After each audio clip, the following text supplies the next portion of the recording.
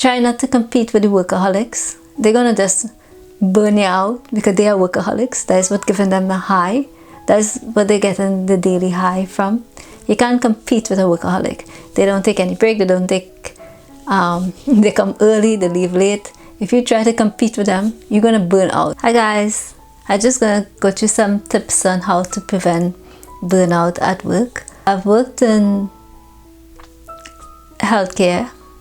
I've worked as a supervisor. I also work in research, and I work with temp agencies just to see what it was like to work in different places. So I have a bit of different variation of work experience. I'm just going to share with you all what I found helpful. There's this thing of they praise you if you do go above and beyond. That to me is what I think is that it's a setup to get you to do more than you should be paid for. So if you keep going above and beyond, it then becomes the expectation. So that's the first step. Don't bother to go above and beyond. Just do what is required, right? Do your best at what is required. You don't have to go above and beyond and stress yourself out, right? That is just a setup to get people to do more stuff. How you manage yourself at work. You have to remember that when you're at work, that you still have to go home and do stuff for your family. Even if you don't have a family, you have to do stuff for yourself. So you have to try to conserve a certain amount of energy while you're working. So you have to think about that. You have to think about conserving a certain amount of energy, so you don't burn all of your energy out, right? So always be consciously aware that you still have to conserve. So always wind down at work, and that leads to another point. Don't get into the habit of staying back late and working for free. Become an expectation. So don't make sure and take your lunch, and don't eat your lunch in front of the computer and work while you're eating your lunch. And in that lunch hour, try to regenerate the energy. You could take a walk, you could stretch. Make sure in your lunch hour you eat something healthy. Don't eat any just snack on healthy food. If you have to snack on a fruit or vegetables, right? So you're keeping your energy throughout the day, rather than you go home and you're just burnt out. Some people worry about performance appraisal.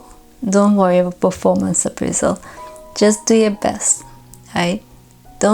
Performance appraisal is just another trap that you get into, okay? So you're doing your best, and you're given. Everybody have gifts, so you're trying to use your gifts to the best of your ability, right? People will notice, so don't worry about you might think, all right, like for example, I prevent problems. I'm very proactive, so I prevent problems, and usually I will think nobody will notice because no problem is taking place because I am busy being proactive. But people do eventually realize that when you work, everything goes smoothly. So that's a plus. Whatever your gift is, use it, right? Because that helps you to do your best at what you can do. So, with performance appraisal, this is what, once when I was getting evaluated, one of the managers told me that they told her not to assess any of the staff to their full potential. So if you're supposed to get a A, give them a B, right? To me is that she was pleased with my performance, but when she gave it to me, it wouldn't reflect what my true performance was, and I was okay with that because I wasn't bothered, So, because basically what she's saying is that she was told to evaluate us less than.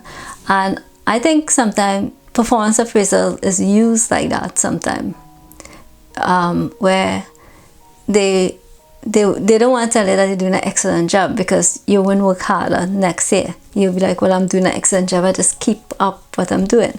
But if they keep telling you you're doing okay, or enough, you're moderate, you keep trying harder and harder and harder and harder and pushing yourself. So don't worry about it. People usually will say, most jobs you'll get a feel for how you're performing, because if you're serving people, you will know if you serve them well, and if you're producing something, you will know if you're producing it well. So you for yourself should be able to assess your own performance, because you assess your own self, like know if you're doing a good enough job. The energy when you're working, the staff energy going to affect your energy, right? So try to be polite, civil. In return, that will affect other people, and it will also affect you. So you want to create a pleasant atmosphere if you're going to be there for 8 hours. And so say just say hi. If you could smile, because some people can't, right? But if you could, you smile and say hi. And if you're not into small talk, you could stop right there.